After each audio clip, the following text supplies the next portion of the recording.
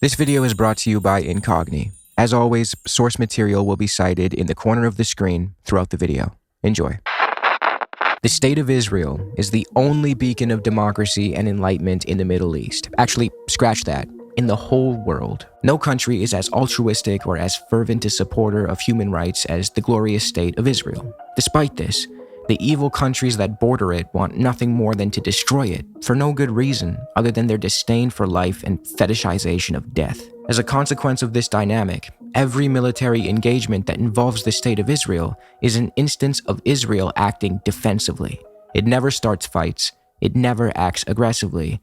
Israel only ever defends itself. You've probably heard something along those lines at some point. It's a common Zionist tactic to blame everything on the Palestinians and the countries that neighbor Israel while framing Israelis as wholly innocent and only ever acting defensively. Kids, you don't know what's going on here. Every war Israel has fought is a war of defense. The history of the whole region is the Arabs constantly misstepping and then giving the Jews a really good reason to up. It's like over and over and over and over and over again. That's just what happens over and over again. Every war, they were attacked first. Well, I'm going to cut right to it and say that Israel actually never acts defensively. It's categorically incapable of doing so, and it assumes the position of the perpetual instigator among its neighbors due to its state ideology of Zionism. Before we get into specific examples of Israel not only failing to act defensively, but engaging in outright wars of colonial aggression and expansion, we need to lay some groundwork and explain why Israel, viewed holistically, is incapable of being anything other than the aggressor in the region. So let's roll back the clock real quick. The land of Palestine began seeing European Jewish arrivals in the late 1800s. This, in and of itself, isn't necessarily an issue. Immigration happens all the time, so what makes this any different? Well,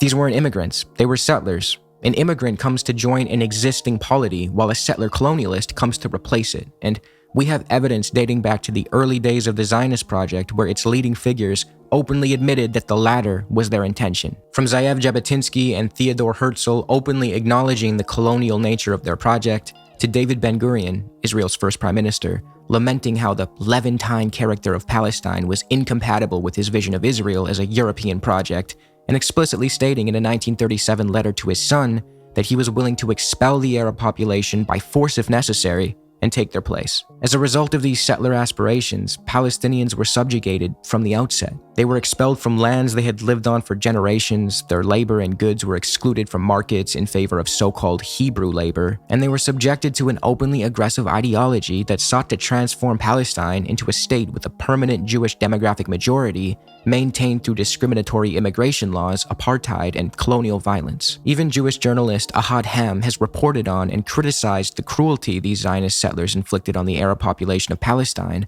all the way back in 1891. This shit has been going on for a while. I've covered the colonialism and racism of Zionism many times on this channel, so I won't repeat myself. Check those videos if you want a deeper dive. I'm only rehashing this to briefly explain why Israel's existence as a Jewish ethno-state formed by European Jews in a region where they are not indigenous is inherently aggressive. Its laws are explicitly designed to benefit one ethnic group over another. Hundreds of thousands of Palestinians were violently expelled so their homes could be handed to Jews from abroad who have never even stepped foot on the land. As Professor Sari Makdisi writes in A Racism Outside of Language, where he compares Israel's system to apartheid South Africa, in Israel, Jews who are not citizens actually have more rights than citizens who are not Jewish. In no other country on earth do racially privileged non-citizens enjoy greater rights than citizens and residents. With this context in mind, it's the Palestinians, Lebanese, and others indigenous to the region who are acting defensively. They didn't ask for a Jewish ethno-state in their neighborhood. They didn't go to Israel. Israel came to them. With that established, let's look at some of Israel's many military engagements to refute the claim that it only ever acts in self-defense, starting with what Israelis call their War of Independence and what Palestinians aptly refer to as the catastrophe, the War of 1948. But first, I want to thank today's sponsor, Incogni, for making this video possible. When you spend as much time online doing deep dive research as I do, you realize pretty quickly how massive your digital footprint gets. Every time you sign up for a site or access a database, data brokers are quietly scraping your name, your phone number, and your email. They legally sell this information to the highest bidder, which is exactly how you end up targeted by scams and spam and identity theft.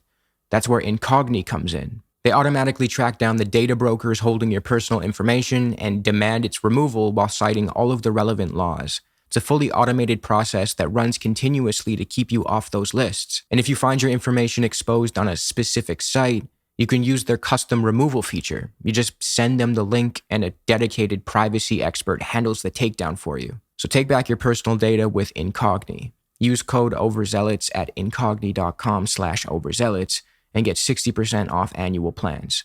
Now let's get back to the video. As we've already been over, Israel is categorically incapable of being anything other than the aggressor in the region, as it is an ongoing settler colonial project that perpetuates its existence through apartheid and genocide. But let's humor the conventional Israeli narrative about the 1948 war for a second. Zionists will typically tell you a story that goes something like this. In late 1947, the UN adopted a resolution that proposed a partition so that both Jews and Palestinians could have their own separate states and live happily ever after. The Jews, ever so grateful, accepted the deal and abided by the UN's proposal, while the Palestinians and surrounding Arab countries refused, and on May 15, 1948, the day after the British mandate for Palestine ended and Israel declared its independence, launched a full-scale war to annihilate the nascent Jewish state. As a result, Little Israel had no choice but to ethnically cleanse 700,000 plus Palestinians and place the remaining population under military rule for decades to come.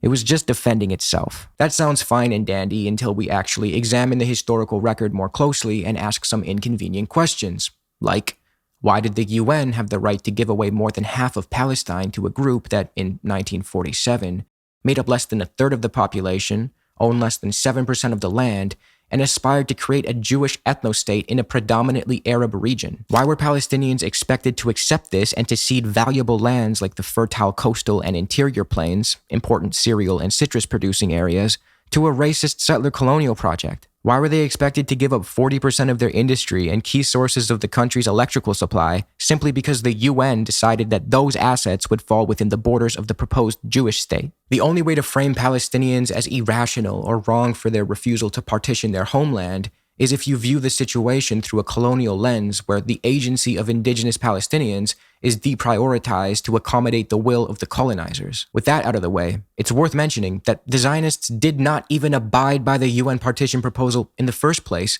yet they get credit for doing so. They always intended to use partition as a stepping stone in their plan to take over all of Palestine. They never planned to settle for the original 56% that the UN proposal allotted them. They coveted the land as a whole, as Ben-Gurion wrote. In the months after the UN partition resolution passed in November 1947, leading up to the May 1948 war, the Zionist leadership implemented Plan Dalit, a military blueprint that called for the conquest of Arab towns and villages and the expulsion of Palestinians in order to address what they referred to as the Arab question, meaning the perceived problem of too many Palestinians within a state envisioned for Jews. David Ben-Gurion is on record stating that Jews required not just a demographic majority, but one so decisive that Arabs could not even constitute a significant minority. There can be no stable and strong Jewish state so long as it has a Jewish majority of only 60%, he said while addressing the Central Committee of the Histadrut in December of 1947. Keep in mind, this violated the UN's vision, which anticipated and protected a substantial Arab minority of about 42 to 45% within the proposed Jewish state. Despite pretending to accept this partition plan, the Zionists found this stipulation unacceptable and quickly moved to engineer the demographic balance through force and intimidation. During this process of Judaizing the land of Palestine, Zionist militias would target and ethnically cleanse Palestinians from not only the future Jewish state as to ensure their significant Jewish majority, but also from areas that the UN partition proposal explicitly allotted to the Arab state. The enclave of Jaffa, for instance, was proposed by the UN to be part of the future Arab state, but Zionist forces started to besiege, bombard, and systematically empty its tens of thousands of inhabitants weeks before the surrounding Arab countries sent their armies into Palestine on May 15, 1948. In fact, Zionist forces had already ethnically cleansed about 300,000 Palestinians and engaged in vile massacres like the one at the village of Deir Yassin before the entrance of a single Arab state's army into Palestine. This is actually why the Arab armies intervened on May 15, 1948. They did so in part to stop the Zionist militias from murdering and displacing more innocent people. To quote historian Rashid Khalidi's 100 Years War on Palestine, In belatedly deciding to intervene militarily, the Arab governments were acting under intense pressure from the Arab public, which was deeply distressed by the fall of Palestine's cities and villages one after another, and the arrival of waves of destitute refugees in neighboring capitals. Viewed from this holistic perspective, the Israeli myth of invading Arab hordes on the day after Israel innocently announced its independence is misleading. In reality, Zionist terrorist militias had already begun ethnically cleansing Palestinians across historical Palestine as soon as the UN partition resolution was adopted in late 1947 in order to engineer the demographic reality on the ground for when it came time to declare Israel's independence. The Zionists did not limit their actions to the territory allotted to the future Jewish state in the UN proposal. They also moved into the lands that the UN allotted to the future Arab state and expelled Palestinians from their villages regardless of location. The surrounding Arab states, who reluctantly sent their armies into Israel on May 15, 1948, were acting in response to A. Israeli aggression, B. the cries of their citizens, and C. the waves of Palestinian refugees pouring across their borders. This is not to say that none of the surrounding Arab governments harbored selfish motives. Some did. We know for a fact that King Abdullah of then Transjordan had been secretly colluding with the Zionists since at least 1947 and wanted to annex the West Bank into his country. But it is to say that the initial aggressor, as always, was Israel. Its insistence on first establishing and now maintaining a state to serve the exclusive benefit of one ethnic group at the expense of all others forfeits its claim to victimhood. In July of 1956, the anti-colonial figure and Egyptian president Gamal Abdel Nasser nationalized the Suez Canal Company in a move to uphold his country's sovereignty and secure funding for other Egyptian infrastructure projects. The Suez Canal Company was a joint enterprise of the French and the British, who were livid at Nasser's nationalization and viewed his behavior as a threat to their imperial ambitions. Now seeking to topple Nasser for his horrific crime of aspiring to economic self-determination, the Brits and the French planned to invade Egypt, but they needed a proper pretext. That's where Israel comes into this story. See, aside from just wanting to retain the Suez Canal, Britain, Israel, and France all had other selfish reasons of their own for wanting the removal of Nasser. As historian Eugene Rogan recounted in The Arabs, A History, Nasser was viewed as a harbinger of Arab nationalism which could threaten Britain's dominance in the Middle East, France's colonial rule in Algeria, and David Ben-Gurion viewed it as an existential threat to Israel's project of Zionism. As a result of their shared disdain for Nasser, the three colonial states came up with a little plan in October of 1956, known as the Protocol of Sèvres. Israel would launch a massive, unprovoked attack on Egypt by invading the Sinai Peninsula and making its way toward the Canal Zone. Once Israel had attacked, Britain and France would issue an ultimatum demanding that both the Israeli and Egyptian forces withdraw 10 miles from the canal and that Egypt accept an Anglo-French temporary occupation of key positions on the canal. As historian Avi Shlaim wrote in The Iron Wall, this ultimatum was designed to ensure that Egypt could not possibly accept it. France and Britain both understood that Nasser was not going to just abandon his own territory to foreign occupiers, and they planned to use his refusal to justify their invasion of Egypt. And that's exactly what happened. After Nasser predictably turned down their slimy ultimatum, British and French bombers operating from Cyprus launched a heavy bombing campaign. Soon after, paratroopers were dropped into the Canal Zone and laid siege to the city of Port Said. The Egyptian army, joined by civilian guerrillas armed with anything ranging from guns to Molotov cocktails, relentlessly fought against these invading European forces, and over 1,000 Egyptian civilians were killed during the fighting in this area.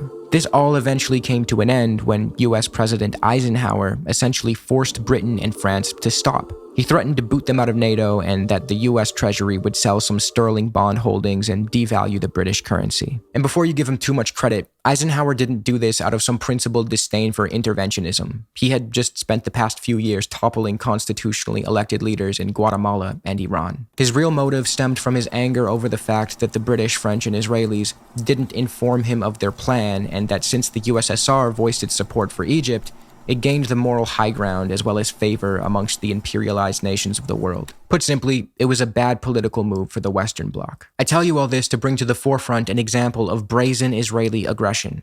There's no serious way to spin this as though the Israelis were acting defensively, and no historian or academic worth their salt would dare try. Even then, Israeli Prime Minister David Ben-Gurion himself was fully aware that Israel was being the aggressor against Egypt. According to Schleim, he actually resented the British and French suggestion that Israel play the role of the unprovoked aggressor, seemingly because it poked an obvious hole in the Israeli charade of being a poor little victim in the region. However, as history shows, Ben-Gurion eventually came around and embraced his role as the villain. As author and journalist Sasha Polikow-Saransky noted in his book The Unspoken Alliance, behind closed doors, in exchange for Israel's agreement to launch a unilateral invasion of Sinai, the French made a promise to Israeli statesman Shimon Peres. France would finance the construction of a 10-megawatt nuclear reactor in Israel.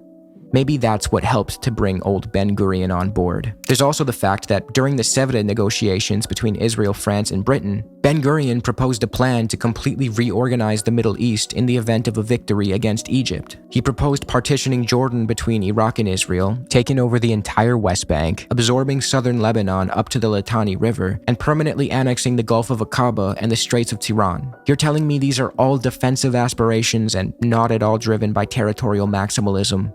Come on. Despite this, in true Israeli fashion, Israel still tried to portray its actions in 1956 as defensive. Leading up to the invasion of Sinai, Israeli propaganda pointed to the threat of Palestinian guerrilla attacks coming from Gaza and portrayed Nasser as some Hitler-like figure in an attempt to justify an attack. Yet, internal records and intelligence documents show that this was a deliberate manipulation of the truth. In reality, prior to Israel's attack on an Egyptian military installation in Gaza in February of 1955, which left dozens dead, Egypt had a strict policy of curbing Palestinian raids into Israel. Only in response to Israeli aggression did Nasser abandon this policy and begin working with Palestinian fighters in an organized and official military capacity. At the time, Nasser was trying to avoid war with Israel, but Israel wanted one to serve its expansionist goals. To quote American political economist and scholar Sarah Roy's The Gaza Strip, Moshe Sharett, Israel's foreign minister and former prime minister, makes it clear that the Israeli attack on an Egyptian military installation in Gaza occurred at a time of relative tranquility after Egypt had enforced harsh security measures on Gaza. He also makes it clear that President Nasser sought a peaceful resolution to the conflict, but that Ben-Gurion and IDF Chief of Staff Moshe Dayan sought precisely the opposite in order to facilitate the expansion of Israel's borders and ensure popular commitment to that expansion. Roy then shares some of Moshe Sharet's writings on the matter, where he relays the worldview of his fellow Israeli statesmen who believe that Israel needs to invent dangers, adopt the method of provocation and revenge, and hope for a new war with the Arab countries so that Israel may finally get rid of its troubles and acquire its space. Very Lebensraum-coded. In summary, Israel's attack on Gaza in 1955 forced Nasser to respond by abandoning his policy of restraining Palestinian guerrilla fighters who, rightfully, aspired to reclaim their stolen belongings. Israel then pointed to the prevalence of those same fighters as if they were not the result of its own actions to justify invading Egypt. A year later, in an act of brazen aggression, Israel invaded Egypt alongside Britain and France. There is not really any way to spin this into a defensive action by Israel. The common Zionist narrative regarding the 1967 Six-Day War goes like this. In June 1967, tiny little Israel was facing unprovoked aggression from its surrounding Arab neighbors who were definitely preparing an imminent attack to destroy the Jewish state. Egyptian President Nasser had concentrated troops in the Sinai, and they were on the verge of marching into Israel at any moment. Here, Israel had its David vs. Goliath moment, reluctantly launching a preemptive strike against Egypt and Syria and, against all odds, winning a war it had no choice but to fight. Now, unfortunately for the Zionists, reality tells a different story. See, the lead up to the 1967 Six-Day War was colored by border skirmishes, disagreements, and water disputes between Israel and its neighbors. In 1953, Israel attempted to divert the Jordan River's water so it could irrigate the arid Negev desert, leading to a dispute with the surrounding Arab states, who also relied on the water. It didn't help that Israel enacted this plan by abruptly digging up a canal in the demilitarized zone with Syria, a move that Moshe Dayan knew was illegal, but carried out anyway as to create facts on the ground before the international community could make him stop. The US and the UN soon got involved here and forced Israel to abandon the illegal plan. This brazen act of Israeli arrogance served as an accelerant for tensions pertaining to water for years to come. I chose the word accelerant as opposed to origin very deliberately here because the truth is, Arab-Israeli disputes over water were nothing new. Contentions over Lake Tiberias in specific actually date back to the founding of Israel when, in 1949, Syria had explicitly attempted to formally share the lake with the invasive Zionist entity, offering, among other things, to resettle 300,000 Palestinian refugees in an attempt to form a diplomatic agreement, but David Ben-Gurion, determined to own all of Lake Tiberias, refused to even meet with Husni Zaim, the Syrian leader, rejected this overture out of hand, and set the course for hostilities over this body of water. In later negotiations about the lake, the Israelis have even gone so far as to base their claim to it off a 1923 colonial border, where some French and British douchebags with no ties to the land decided to draw a line and give Palestine, subsequently Israel, the entirety of this lake, despite the fact that the surrounding Arab communities perceived themselves to have a historical right to the water, and even Israeli officials do not dispute that before the outbreak of the 1967 war, the Syrians inhabited and controlled the northeastern beaches of the lake, as Clayton E. Swisher noted in The Truth About Camp David. I say all of this to say, if Israel genuinely was interested in peaceful coexistence over territorial maximalism, its prime minister would have come to the table when opportunities like the generous Syrian offer arose. It wouldn't try to appropriate resources in a way that has catastrophic effects on its neighbors, and it wouldn't stake an exclusive, proprietary claim to water based on colonial maps while simultaneously rejecting the claim that Zionism is a colonial project. Peace could have been explored at some point here, but instead, Israel went on to meddle with the Jordan River and deliberately piss off its neighbors. This triggered a chain of events in which Syria pursued its own diversion projects in retaliation, helping set the stage for what followed in 1967. Aside from just the water disputes, border skirmishes were a major intensifier when it came to fueling hostilities between Israel and its neighbors in the lead-up to the Six-Day War. And contrary to Israel's presentation of itself as the perpetual victim, some 80% of these clashes along the Syrian border were instigated by Israel. To quote from the book Scars of War, Wounds of Peace, written by Israeli diplomat, former foreign minister, and proud and open Zionist, Shlomo Ben-Ami, the coming of the Six-Day War was, if anything, precipitated by Israel's assertion of her military deterrence and by her frequently disproportionate policy of retaliation. In an amazing interview given by Moshe Dayan to Rami Tal of Yedioth Ahronoth in 1976, he made the stunning confession that at least 80% of the clashes with the Syrians in the years that preceded the war were initiated by Israel. The IDF clearly provoked the Syrians into confrontations in order to change unilaterally the status of the demilitarized zones,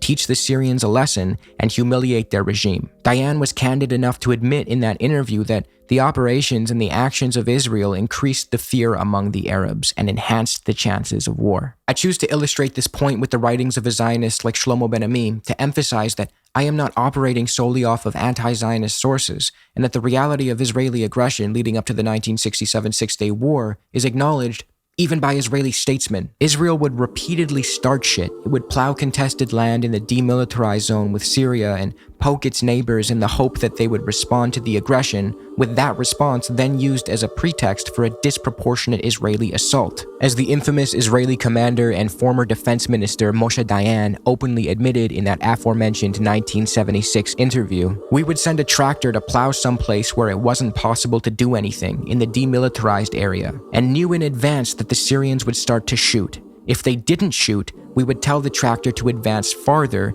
until in the end the Syrians would get annoyed and shoot. And then we would use artillery and later the Air Force also. And that's how it was. I did that, Laskov and Chara did that, and Yitzhak did that. As the late political analyst Tanya Reinhardt recounts, according to Dayan, what led Israel to provoke Syria this way was the greediness for the land. The idea that it was possible to grab a piece of land and keep it until the enemy gets tired and gives it to us. The Syrian land was, as he says, particularly tempting since, unlike Gaza and the West Bank, it was not heavily populated. Dayan insisted that the decision to attack Syria in 1967 was not motivated by security reasons. The Syrians, on the fourth day of the war, were not threatening us. Now let's head over to Israel's southwestern border and examine the situation with Egypt leading up to the Six-Day War. In May 1967, Gamal Abdel Nasser moved his troops into the Sinai Peninsula and closed the Straits of Tiran to Israeli shipping in a move known as brinksmanship. This was more of a political strategy than a military one, and Nasser did this in part because he was operating off faulty Soviet intelligence warning of an imminent Israeli attack on Syria at a time when Egypt and Syria had signed a mutual defense pact. Though, given what we just went over regarding Moshe Dayan's admission that his forces were responsible for 80% of the clashes with Syria, it wasn't out of the realm of possibility to believe that the Israelis would continue similar actions. Another reason for this move by Nasser, and historians argue that this was actually his main motive, was an attempt to assert dominance and uphold his credibility as the leader of Arab nationalism at a time when he was being taunted by conservative monarchies in the region for supposedly being weak toward Israel and hiding behind UN forces. Avi Shleim even states that Nasser didn't even believe the Soviet intelligence report and that he was primarily trying to save face in the region and uphold his credibility at a time when it was being challenged. He wanted to preserve his credibility without actually going to war with Israel, because he knew he would lose. As Avi Shleim put it, there is general agreement among commentators that Nasser neither wanted nor planned to go to war with Israel. He had a third of his troops bogged down in Yemen, and Egypt was just in no position to fight a war. The Israelis knew this, and they capitalized on it. They launched a surprise attack on Egypt and Syria, which destroyed their air forces on the tarmac and precluded the Arab states from having any air superiority, hence the quick Israeli victory. But the issue is, this was clearly not defensive, and key Israeli figures were well aware of that fact. The CIA, the Pentagon, and Israeli intelligence unanimously concluded that Egypt's deployments did not mean Nasser was going to attack. U.S. Secretary of Defense Robert McNamara straight up told Israel's foreign minister Abba Eban that an Egyptian attack was not imminent, with U.S. President Lyndon B. Johnson adding that if war were to break out, Israel would whip the hell out of its opponents. At the same time, the head of Israel's own intelligence service, Mossad, told McNamara that there were no differences between the US and the Israelis on the military intelligence picture or its interpretation.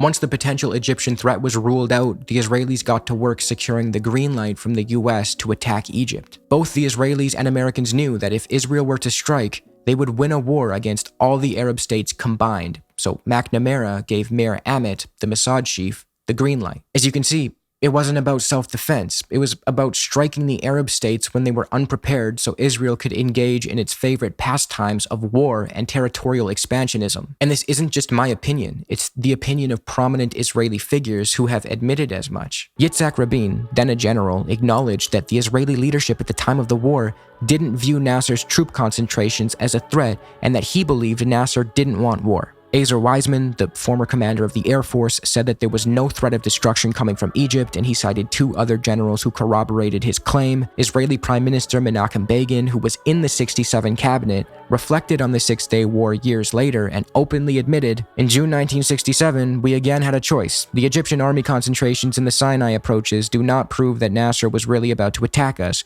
We must be honest with ourselves. We decided to attack him." Even Levi Eshkol, the sitting prime minister of Israel during the 1967 Six-Day War, didn't seem to believe Israel was in any real danger, and he was being pressured by his generals to launch a war against the Arab states. Eshkol openly said on May 27, 1967, while addressing the army's general staff, "I do not accept that the mere fact that the Egyptian army is deployed in Sinai makes war inevitable. We are not alone in the world. Are we to live all our lives by the sword?" Once the Israeli cabinet voted in favor of launching an aggressive attack on its neighbors, and it became clear that the coming strike would be far from defensive, Levi Eshkol switched up and he took part in a plan to frame Israel as the victim so the international community wouldn't turn against it. He helped fabricate a cover story to make it seem as though Egypt had struck first. Now, if Israel truly were defending itself and he was confident in that fact, why would there be any need to invent a dishonest narrative? And why would Moshe Dayan order military censorship over the Israeli first strike and talk about crafting a story where the Israelis have to be the victims for the first 24 hours? It's because the Israelis knew that their war was not only unnecessary, but illegal. Under Article 51 of the United Nations Charter, you can't just start a war unless you're defending from an actual armed attack.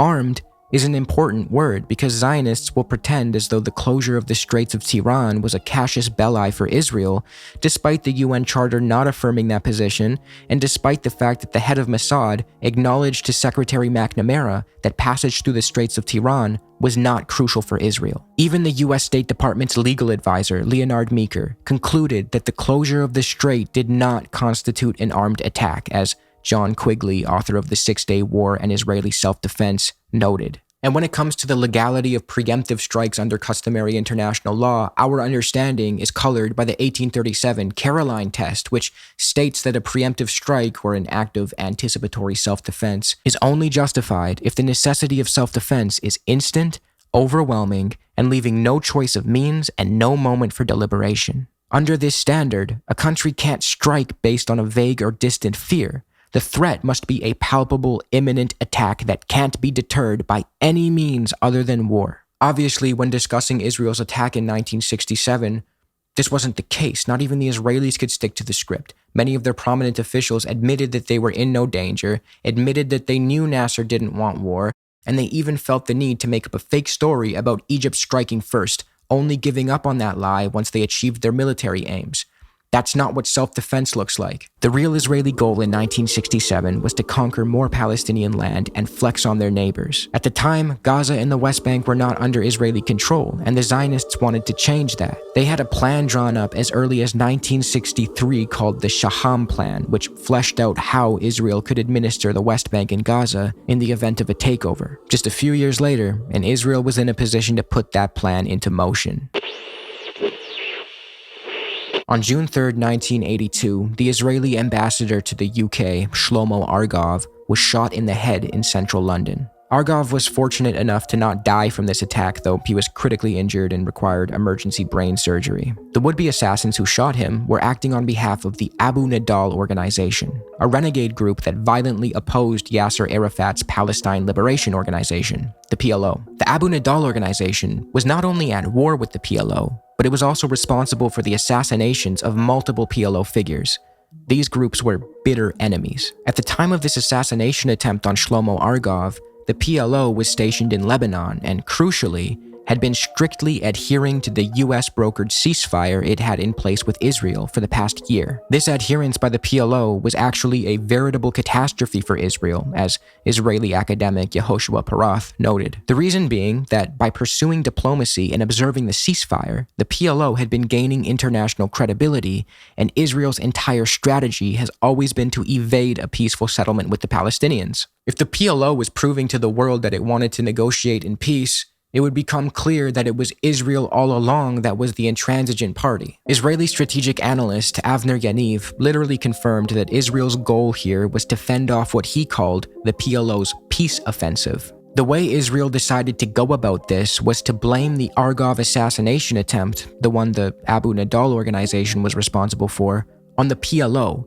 and use it as a pretext to invade Lebanon and wage a war against the Palestine Liberation Organization. The Israeli government was fully aware that the PLO was not responsible for the attack on Argov and that the true culprits were actually enemies with the PLO, yet they still lied and went through with their invasion of Lebanon. When informed that the Abu Nidal organization, not the PLO, was the group responsible for the assassination attempt, Israeli Prime Minister Menachem Begin dismissed the distinction and responded, "They are all PLO." His chief of staff of the IDF, Raphael Eitan, responded similarly by saying, "Abu Nidal, Abu Shmidal, we have to strike at the PLO." And in case this isn't enough for my Zionist detractors to prove that Begin and his crew knew they weren't acting defensively, in August 1982, Begin gave a speech at the Israeli National Defense College where he explicitly stated that his invasion of Lebanon was not defensive, and he argued there is no divine mandate to go to war only if there is no alternative, completely shattering Israel's carefully crafted national myth of in Briera,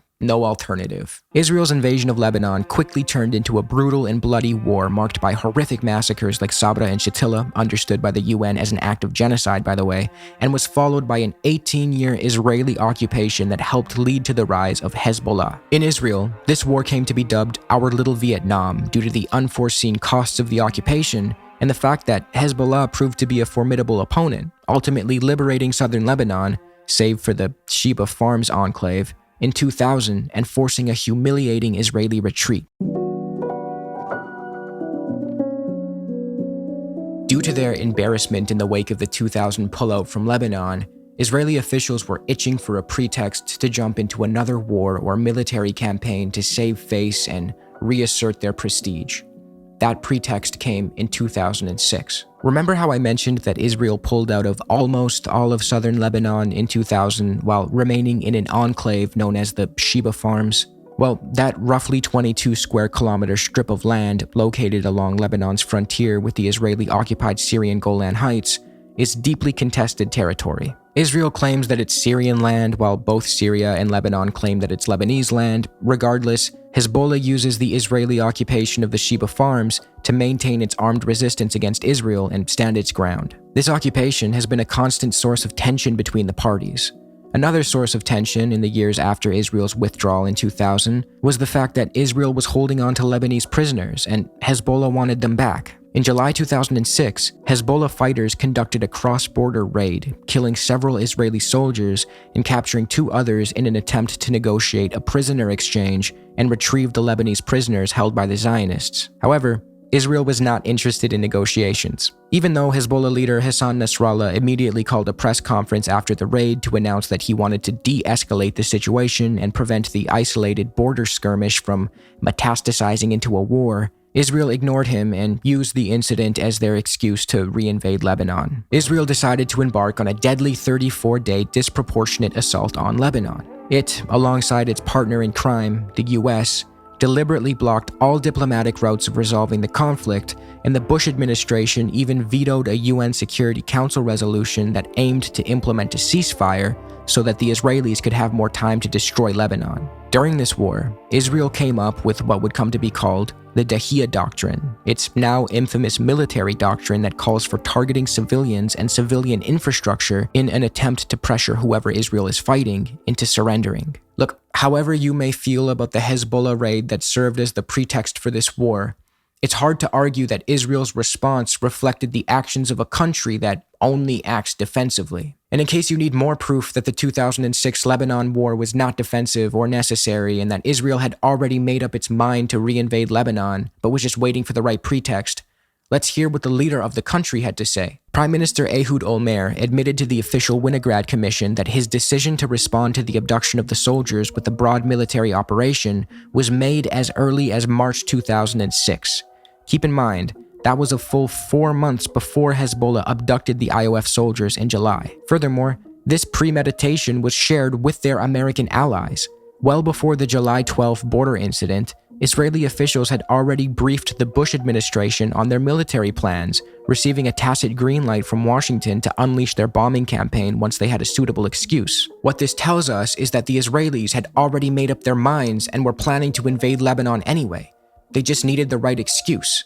The fact that Nasrallah immediately called to de-escalate the conflict, yet Israel ignored him and launched away while the US prevented any diplomatic resolution at the international level, undermines the Israeli claim that it had no alternative. Olmert also revealed that in November 2005, his predecessor, Prime Minister Ariel Sharon, had already ordered the army to prepare a list of targets for a military response in Lebanon, further supporting the claim that Israel was preparing for an invasion in advance. As Israeli strategist Gerald Steinberg put it, of all of Israel's wars since 1948, this was the one for which Israel was most prepared. In a sense, the preparation began in May 2000, immediately after the Israeli withdrawal. By 2004, the military campaign scheduled to last about 3 weeks that we're seeing now had already been blocked out, and in the last year or two, it's been simulated and rehearsed across the board. In 2006, like in 1982, Israel's invasion of Lebanon was a failure. Despite the horrific civilian death toll in Lebanon, Hezbollah came out victorious with its prestige enhanced significantly in the region, while Israel suffered another humiliating defeat. To restore its military reputation and rebuild some prestige in the aftermath of yet another defeat in Lebanon, the Israeli army top brass were champing at the bit to deliver a crushing blow to Hamas in order to remove the stain left on their reputation by the failure of the war against Hezbollah. wrote Avi Shlaim. American political scientist Norman Finkelstein corroborates this view by explaining how Israel, desperate to fight another war to regain some credibility after losing to Hezbollah, turned its attention to an easier target. As he puts it, tiny Gaza, poorly defended but proudly defiant, fitted the bill. But first, a little context. In June 2008, Egypt brokered a ceasefire deal between Hamas and Israel, which Hamas strictly adhered to and enforced among other Palestinian factions. Even the head of Israel's Shin Bet, domestic intelligence agency, admitted that Hamas took this seriously. In return for Hamas's cooperation, Israel was supposed to lift the crippling economic blockade on Gaza, but it reneged, and it only allowed a fraction of the promised supplies into the Strip. Even then, Hamas were not the ones to breach the ceasefire, despite the economic suffocation inflicted on Gaza. Israel, on November 4th, 2008, attacked first, seemingly taking advantage of the fact that the world's media was distracted by the US presidential election taking place that same day. Israeli troops launched a lethal cross-border raid into Gaza and killed 6 Hamas members under the flimsy excuse that they were digging a tunnel. As Zvi Barel, Israeli analyst and Haaretz contributor, noted, the tunnel posed no clear and present danger. Its existence was always known, and its use could have been prevented on the Israeli side. Israel just needed a spurious pretext, as Finkelstein put it, to violate the ceasefire because they were already looking for war. Hamas responded to this Israeli aggression by firing rockets into southern Israel and, by December, offered to stop hostilities and renew the ceasefire. This offer was hand-delivered by Dr. Robert Pastor of the Carter Center directly to the Israeli Ministry of Defense, but the Israelis completely ignored the message despite the fact that the truce renewal offer entailed the same terms that Israel already agreed to back when Egypt brokered the original ceasefire in June of that year. Israel rejected this diplomatic off-ramp, choosing instead to go to war. On December 27, 2008, Operation Cast Lead began. Israel launched a devastating and disproportionate surprise attack on Gaza, using the aforementioned Dahiyya doctrine that was honed in Lebanon 2 years prior. Israeli soldiers later testified that the rules of engagement were incredibly loose, and they were essentially ordered to shoot at anything that moved and to demolish any home that looked even vaguely suspicious. Israel systematically flattened homes, hospitals, mosques, and critical economic lifelines like cement factories and the only operative flour mill. Around 1,400 Palestinians were killed, most of them civilians, including about 350 children, while the death toll on the Israeli side was just 13, 4 of whom were killed by their own army's friendly fire. Cast Lead, like all the other examples we've gone over thus far, is not an instance of Israel acting defensively. It's yet another flash of unnecessary, unbelievable violence carried out by the Zionists. In 2008, they attacked Gaza to salvage their image and reputation following their defeat in Lebanon 2 years earlier. As former Israeli defense and security officials put it, Israel decided to play the role of a mad dog for the sake of future deterrence, trying to warn Hamas, Iran, and the entire region that it was a force to be feared. Another reason for this attack on Gaza was that Hamas was demonstrating to the world that it could abide by the ceasefire and be a potential partner for negotiations, and Israel didn't like that. Israel needs to maintain this facade that it's the only one seeking peace in a sea of intransigence when the reality is the complete opposite. To conclude, in 1948, the Arab states entered Palestine after the Zionists had already ethnically cleansed 300,000 Palestinians. In 1956, Israel, France, and Britain plotted to depose Nasser in a colonial war. In 1967, Israeli and American intelligence officials knew that Israel was in no danger of being attacked by Nasser and instead started the war with a surprise attack to ensure Israel had the upper hand and would come out of that expansionist war victorious. In 1982, Israel invaded Lebanon on false pretenses knowingly. 2006 saw Israel use another pretext to carry out a long-planned war despite the emergence of calls to de-escalate. And in 2008, Israel took out its frustrations on Gaza, broke the ceasefire it had with Hamas, ignored Hamas's call to renew the ceasefire and explore diplomacy, and launched a brutal, punitive onslaught to secure its regional image as the mad dog. Seemingly little has changed in recent years, with Israel carrying out strikes on Iran in 2025 and later waging war against it alongside the US in 2026. But even if everything I said throughout this video were untrue, and all of the skirmishes and tensions in the region were due to Palestinians and surrounding Arab states trying to retrieve stolen property and land and bring about an end to Israeli apartheid, that still would not constitute unprovoked aggression from the Arab side. That would be a rational response in the face of Zionism, a racist, exclusionary colonial doctrine that has expelled, killed, and prevented the rightful return of Palestinians to their homes. The presence of such a movement in not only West Asia, but anywhere on Earth is offensive. If you like this video, be sure to check out my many other ones on the topic, as well as my weekly podcast where we talk about current events, history, and bring on some cool guests from time to time. Special thanks to my patrons on Patreon, with a written thank you to my top tier supporters. Thanks again to Incogni for sponsoring this video. Be sure to click below and try them out.